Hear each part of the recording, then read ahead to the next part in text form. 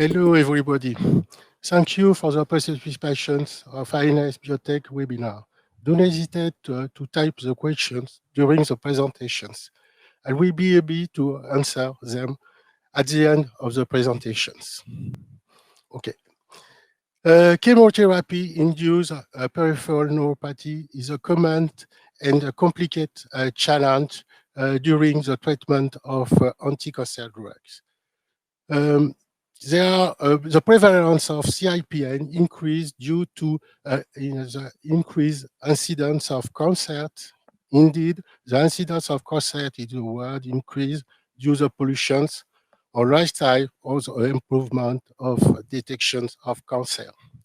And the prevalence of CIPN improved the survivals and also the rate of cure of increase and this prevalence of CIPN increase.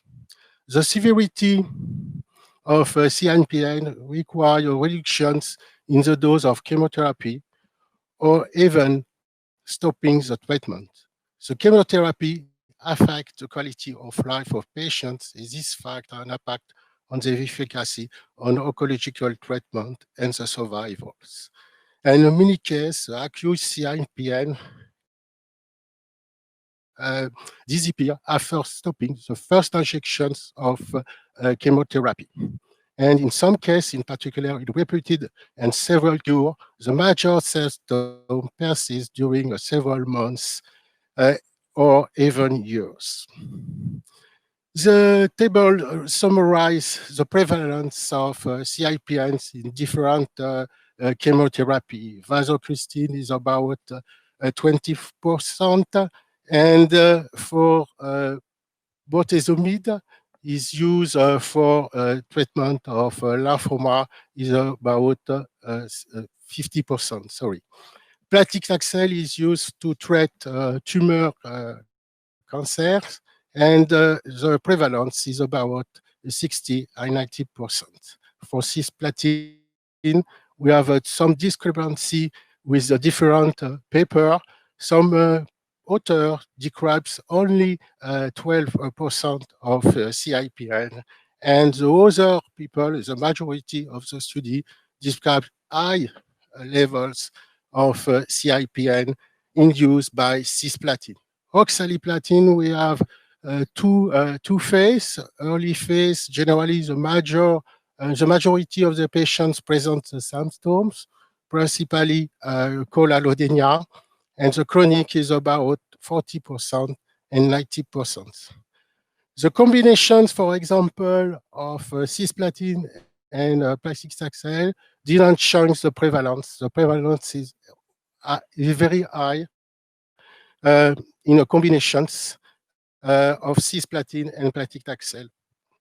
The combinations of oxaliplatin and the 5-fluorouracil and leucovorid is very high and is the same with oxaliplatin alone.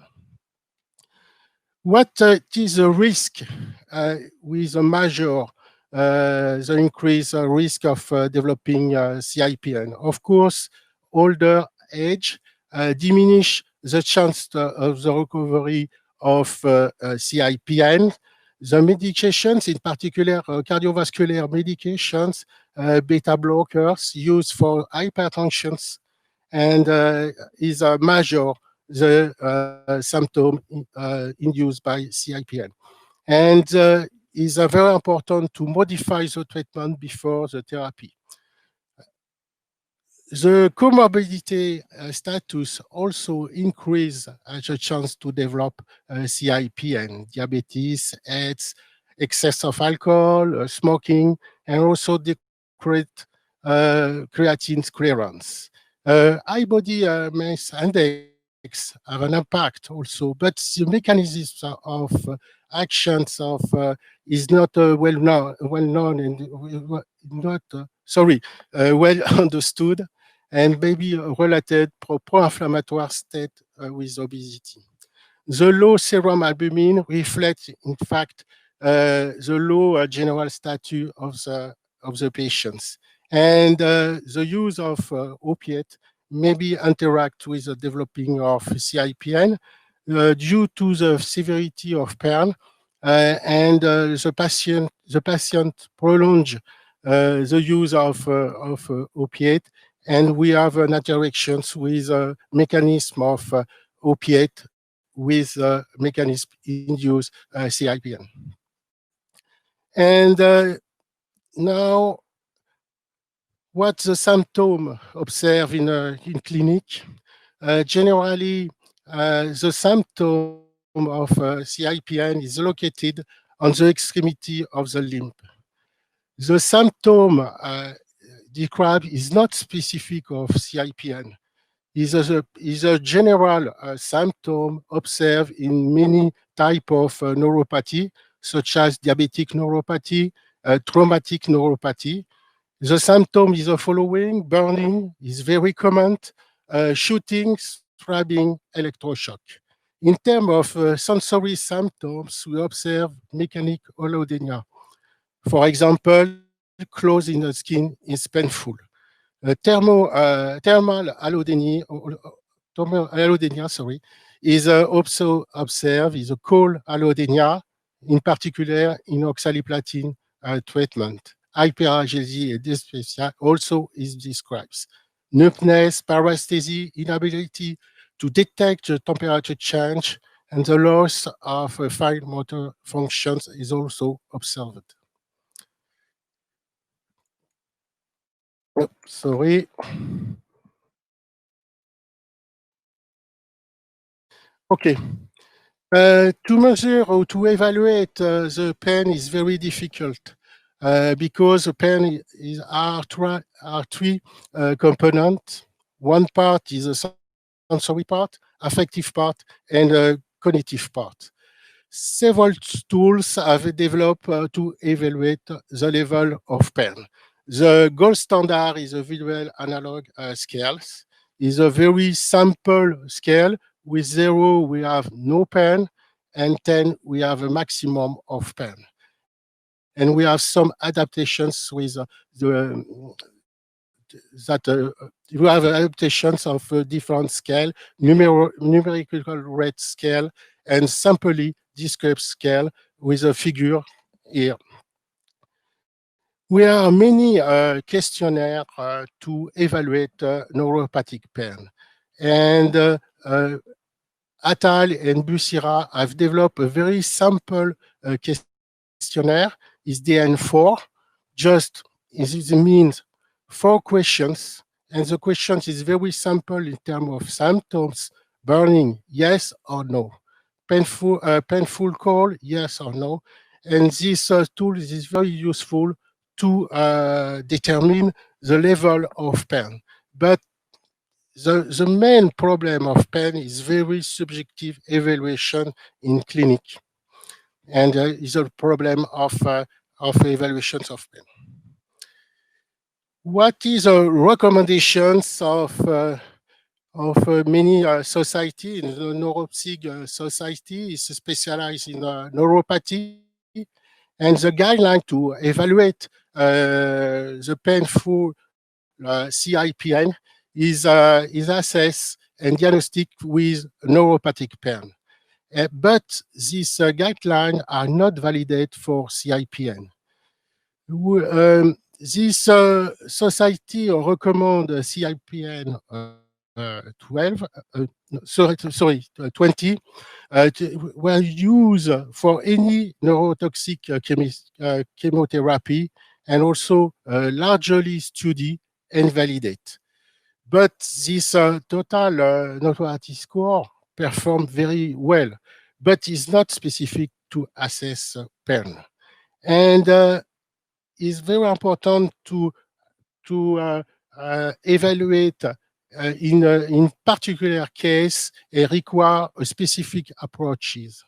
And the first is the treatment is very strict and is predictable with delivery of agent. And the completing chemotherapy dosing is crucial to increase the survivals. Early identifications of symptoms is very important in planning to adapt the dose and to pursue the treatment. CIPN mechanisms are specific to chemotherapy given. For all the reasons, we have need new ideal tools to evaluate CIPN. And the CIPN assessment tools require specific for CIPN, of course, validate in different types of chemotherapy, easy for the patients to complete. The other criteria is electronic questionnaire on the smartphone, and also as well face-to-face is very important to evaluate a pain in the patients. Perform consequently with different settings, require minimal of training in use and scoring. The another important criteria is the following: sensitive to change, detect very early CIPN to adapt the treatment of patients, reliable with a minimal of variability. And we are in need of these tools. What are the mechanisms of action of platinum compound? The first actions of oxaliplatin is located in nucleus of cancer cells, and oxaliplatin inhibit DNA replication and mRNA transcription via the DNA polymerase. And this consequence is cells arrest and cells death.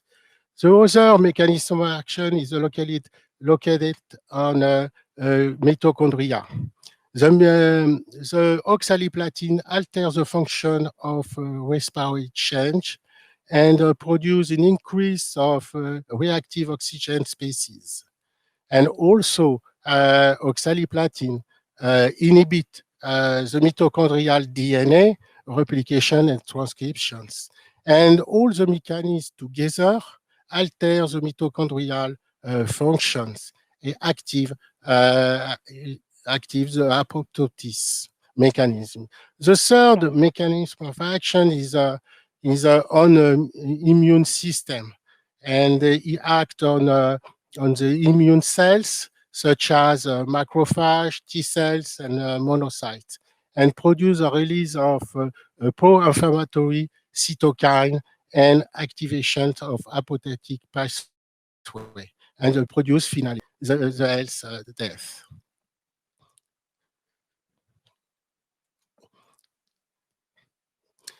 The oxaliplatin act on the sensory nerve, in particular in fibers via activations of C lymphocyte. And this fact is clearly demonstrated by elegant study where the people block the eye fibers, and this blockage of eye fibers, specifically eye fiber, abolish oxaliplatin-induced choroideremia, demonstrating clearly the action of oxaliplatin on eye fibers. The mechanism of involved in oxaliplatin-induced neuropathic is very complex, and the oxaliplatin act on the peripheral neurons, and the toxicity of oxaliplatin produce a loss of peripheral sensory and also a degeneration of actions. And this phenomenon reduce the excitability of the neurons. The calcium is a major regulatory ions involved in many processes involved in the cells, and oxaliplatin metabolite oxalate is very well known as a chelator of calcium.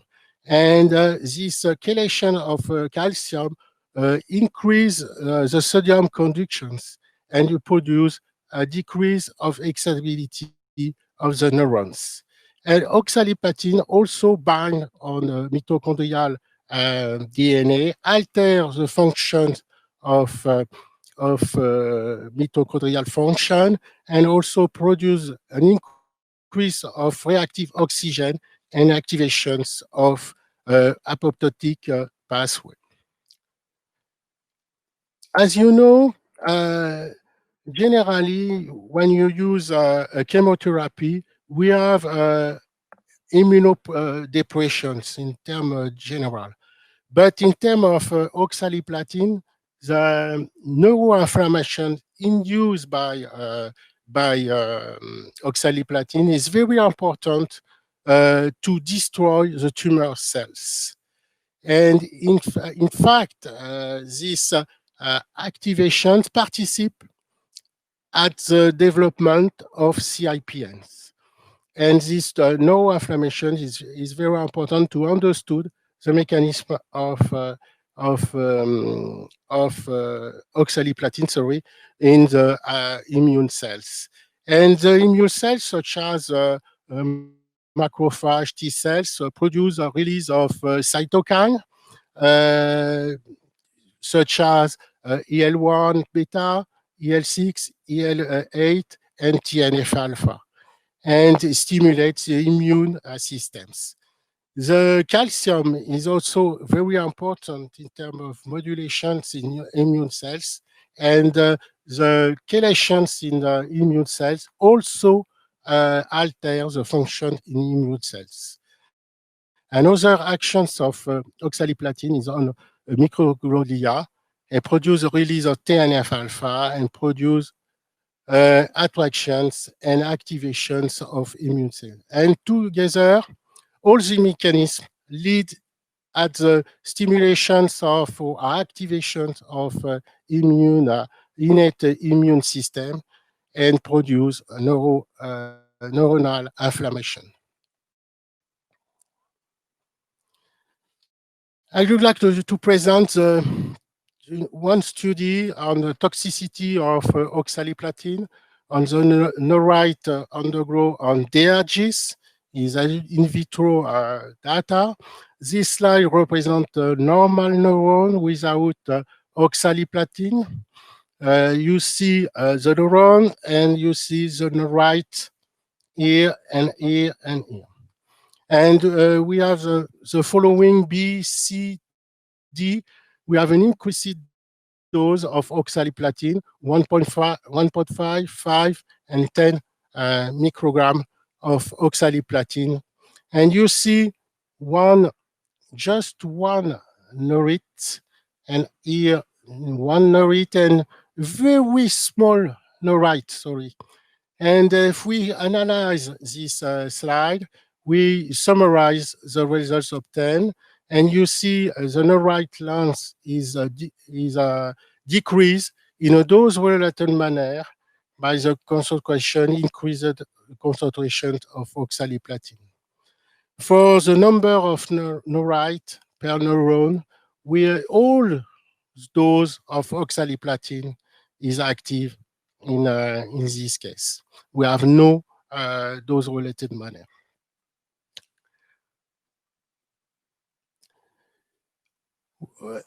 Are there a translational model to study oxaliplatin-induced sensory neuropathy? And you observe in the patients, the first phase is an acute phase with the acute symptom occur at the first injection, at the first administration of oxaliplatin, and produce a choroidinia is due to hypersensitivity of the sensory neuron. And this symptom we can reproduce in animals models in terms of choroidinia and also in terms of hyperexcitability of sensory neurons. The second phase is due to the repetitions of the treatment, and the repetitions of the treatment induce an increase of the severity and the durations of the symptoms described by the patients. And also you observe and impaired sensory nerve conductions due to the alterations of eye fibers. And in the some case, the patients will have a symptom persistence. And this kind of symptom can be reproduced in animals. And we have chorallodynia, decrease of nerve conductions, also decrease of plasmatic NGF, nerve growth factor levels, and also the change of sensory neurons of DRGs is correlated with the accumulations of platinum. There are many design of animals model for cisplatin and oxaliplatin. The design is variable in functions of cradle, and you see a different cradle, different time of treatment, and also different route of injections, as a cumulative dose is very variable. And we are deciding in INS to develop both models. One model is acute models, and the other is a chronic model. Now we move on acute model. One injection of 10 milligram per kg of oxaliplatin IP. The readout is a pore immersion at 10 degrees Celsius, and the measure is a latency of the pore withdrawal. And you see the results. You observe in black the sham animals, very stable during 1 week. And after 2 days, after injections of oxaliplatin, we have a significant decrease in gray, significant decrease of the thresholds of the animals. The maximum of decrease of the thresholds of the animal is observed at day 3, and the value come back to basal value after 1 week. And we chosen the evaluations of pharmacology at day 3. I would like to present the time course of different compounds. The first compound is morphine at 3 milligram per kg, and duloxetine at 3 doses, 30, 100, 300 milligram per kg. And you see the maximum of morphine is completely block oxaliplatin-induced chorallodynia, and at 1 hour, and come back to basal values. And in a dose-related manner, duloxetine completely reverse oxaliplatin-induced chorallodynia. And you can conclude morphine and duloxetine is active in this acute model of neuropathic pain. We are also develop a model of chronic oxaliplatin-induced neuropathy. We have several, in red, we have several injections of oxaliplatin. We have 2 injections of oxaliplatin per week at 4 milligram per kg. Evaluations after 1 week of by the pore immersions, and we have the second week with 2 injections, and the third week, and each week we have an evaluation of the chorallodynia. And of course, we have a duloxetine evaluations at 100 milligram per kg. The result is following in terms of pre-basal without treatment, before the treatment with duloxetine, and the sham is very stable during 3 weeks. And at the first week, we have a significant decrease of threshold of the animal, indicating we have the cholalodenia, and the maximum is observed at week 2 and week 3. It's very stable. Now, I would like to present the time course of different compounds. The one compound, is a duloxetine. And you see the inhibitions of the oxaliplatin-induced cholalodenia at week 2 and also at week 3. And I would like to also present the time course on different compounds with morphine, duloxetine at 3 doses. And we determine the evaluations of the cholalodenia after 3 weeks of treatment. In black, we have stable the animal, sham animals without treatment. Here is very stable. We have a significant decrease due to the actions of oxaliplatin. Oxaliplatin-induced cholalodenia is very stable. And you see the effect of morphine in red. And you see the maximum is observed at 30 minutes. And after that, we progressively return to the basal values. In a dose-related manner, duloxetine completely reverse the oxaliplatin-induced cholalodenia.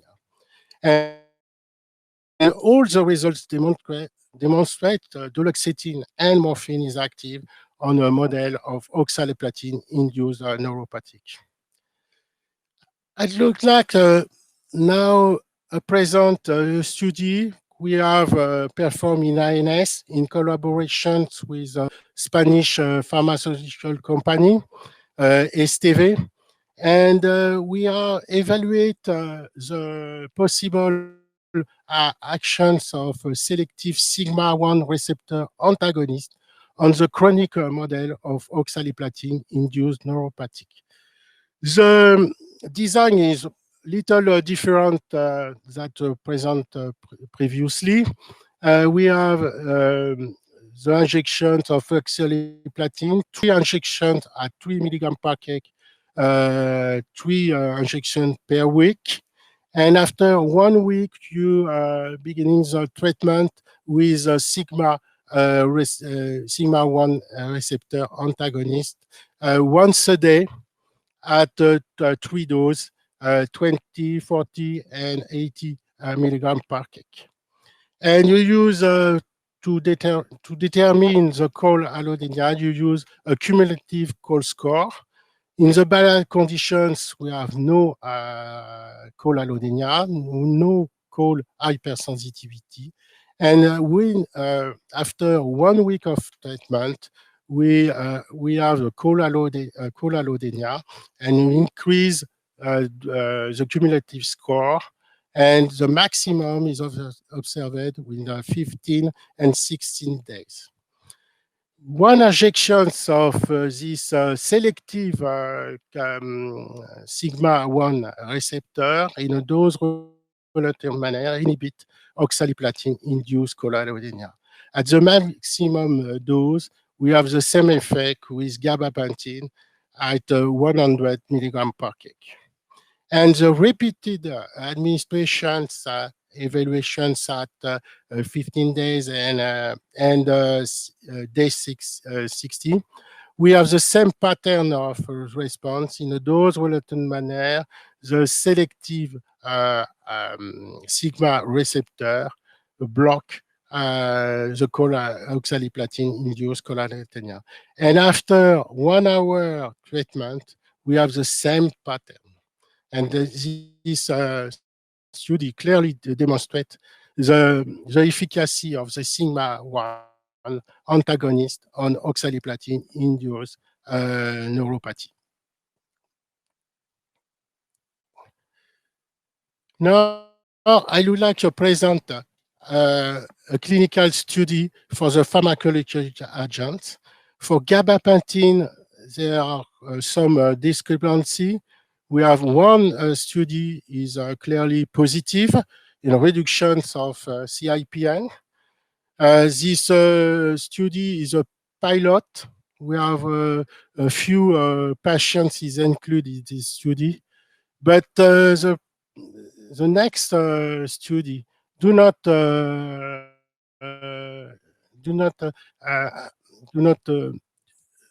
there are no preventions of CIPN in this study. For pregabalin, we have just one study is demonstrate the interest of pregabalin in reduction of severity of CIPN. The amitriptyline is a tricyclic antidepressant. We have no actions and we have no effect, benefit effect. The calcium channel blocker were just an interest in acute phase, and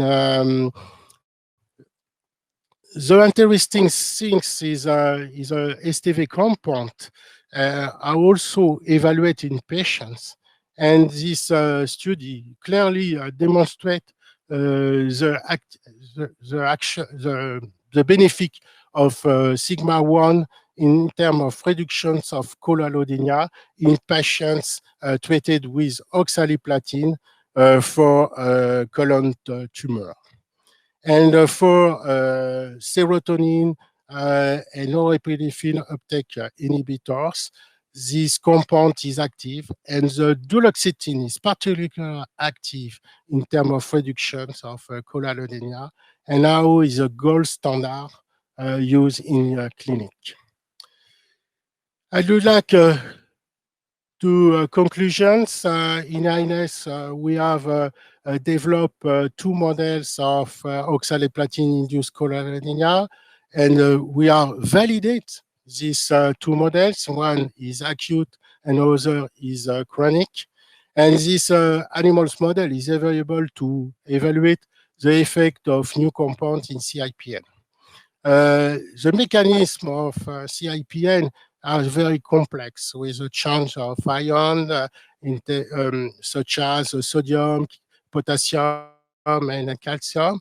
Also, we have an involved of TRP channels and also dysfunctions of in mitochondrial function, and also immune cells interactions.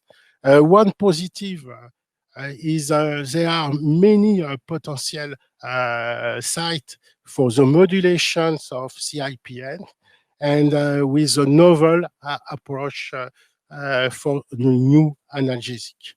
And INS, we have a philosophy of is a following is from bed to batch, from batch to bed, and you explore the symptom in the clinic, and we adapt in a preclinical models. You perform the pharmacology study to propose at the clinic a new analgesic compound. Thank you for your attention, and now some questions. I pleasure to answer the questions.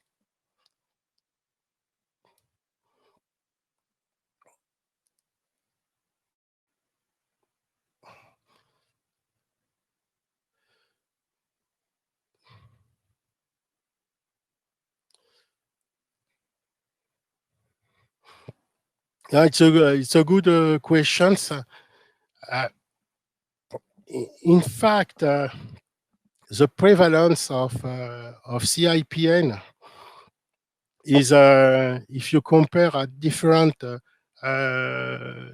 symptoms observed, generally the major symptoms is a choroidinia, and the prevalence, the variations of the variance of the study is due to the methodology and different design in the clinical. And the important things is also to have ideal and common tools to evaluate the CIPN. And the prevalence is very difficult to compare the prevalence in different studies because the methodology is not the same.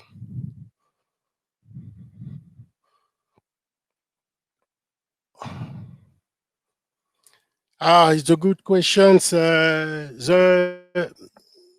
In fact, we are no objective tools to evaluate hypersensitivity. In fact, we have several tools to evaluate hypersensitivity. For example, we can apply different temperature and in animals and also in humans.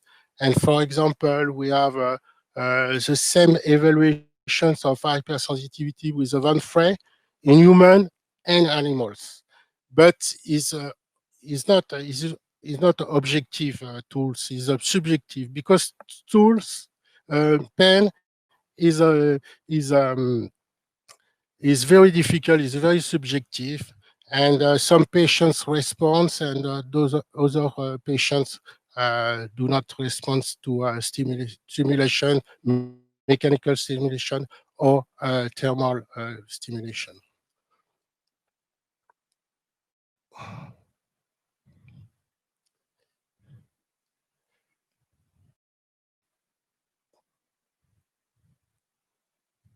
Yes, of course, we can provide all the slide as a presentations.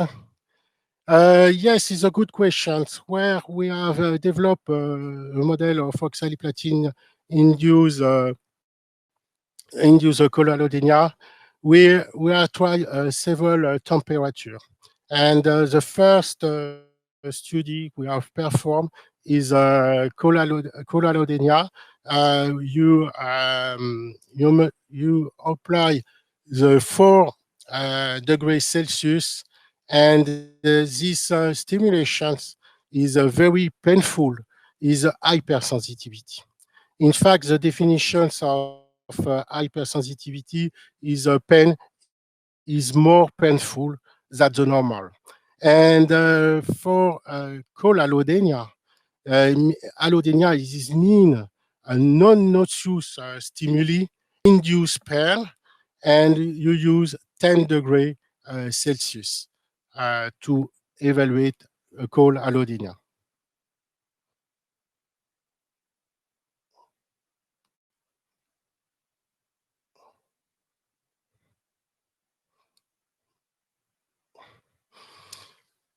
Yes, I have choose to evaluate duloxetine because we have many paper in the literature in the human.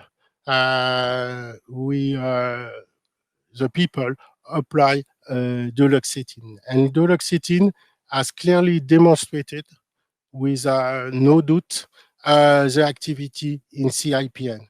The different clinical study with different design clearly demonstrate. And the recommendations of NeuroPsych in London, we have discussions about different medications, and all the scientific community we have um, unanimity of unanimity to treat the people with duloxetine is the best, is the gold standard. And for this reason, we have tested duloxetine to validate the both models. And in the past, you use gabapentin, but now duloxetine is better.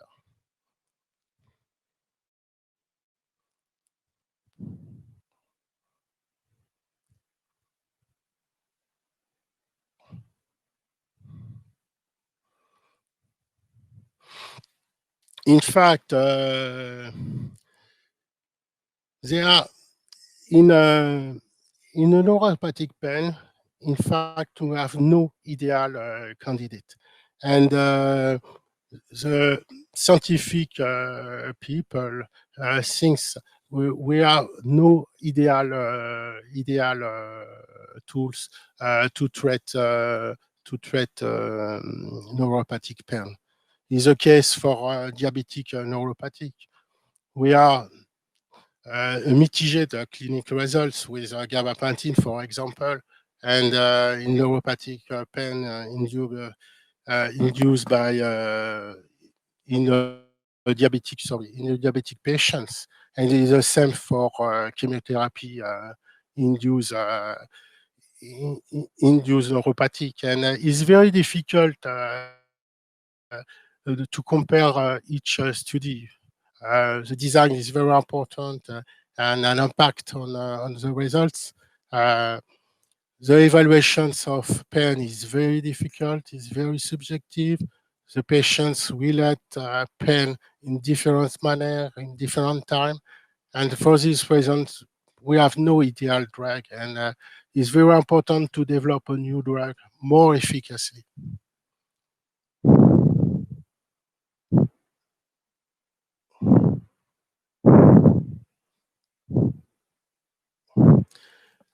Yes, it's very important. You the For example, the formulations is very important in terms of action of pharmaceutical action. If you compare different formulations in different salt, for example, we have different results. And for example, also for oxaliplatin, several salt of oxaliplatin, we have different development, different symptoms with a different salt to use in chemotherapy induced neuropathy. And the formulations is very important. And the translations of study also are an impact on, for example, different routes is also important.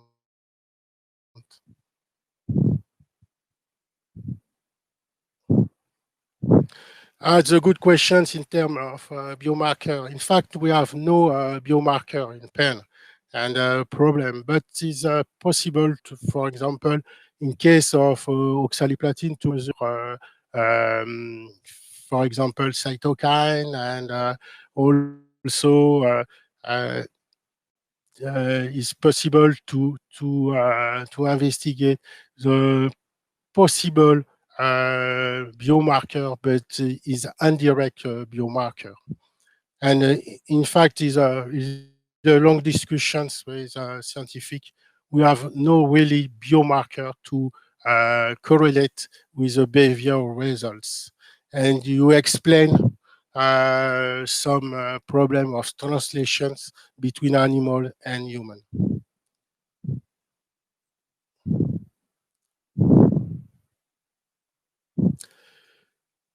But really, I search some result of, and we have no idea on development of STV compound now in terms of development in neuropathic pain.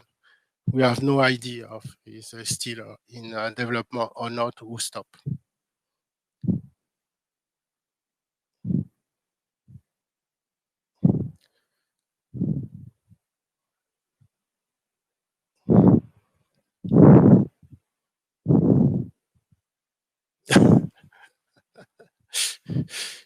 Okay,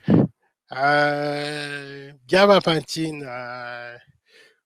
work in animal. I'm not sure gabapentin work very well in all the models, and but in fact, gabapentin in human is not clear in terms and the explanations in terms of subjectivity of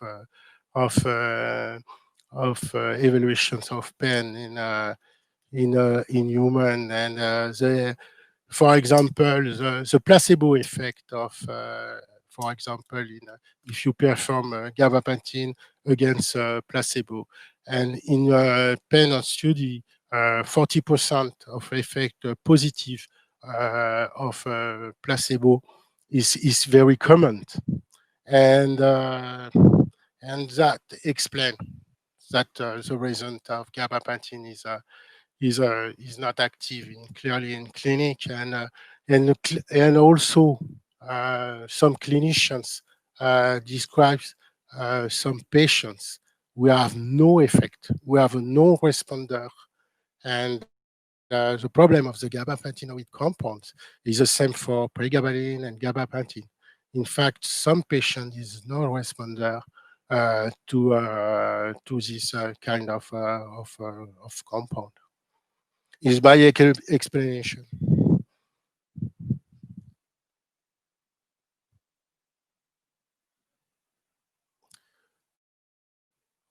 Okay, thank you.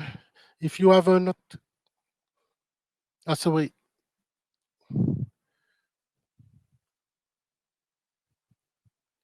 Yes,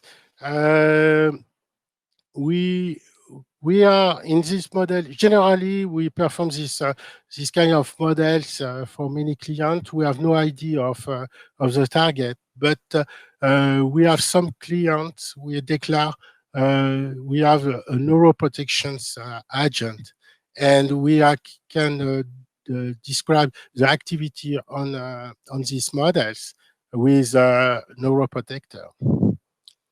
And duloxetine, for duloxetine is not clear. Maybe some paper describe duloxetine can have some activity in terms of protections of neurons, but it's not clear in terms of mode action.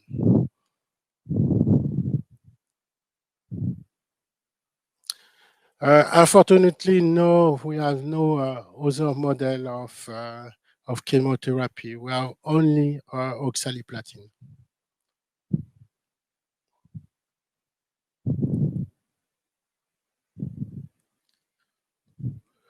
Yeah, absolutely. The patients with choroideremia, we have a decrease of quality of life, and some paper describe the degradations of quality of life. And in the several questionnaire, there are some questions in terms of quality of life, and the quality of life is clearly degraded with the patients is a chronic, and also the quality of life is very decreased when the symptoms persist during several years.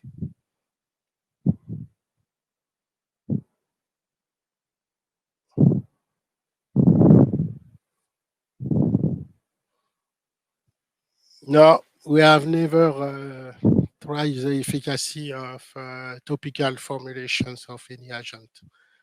We have no idea of the possible compound, but it's very interesting to test. It's possible to test a topical agent, but we have no experience in topical applications in CIPN.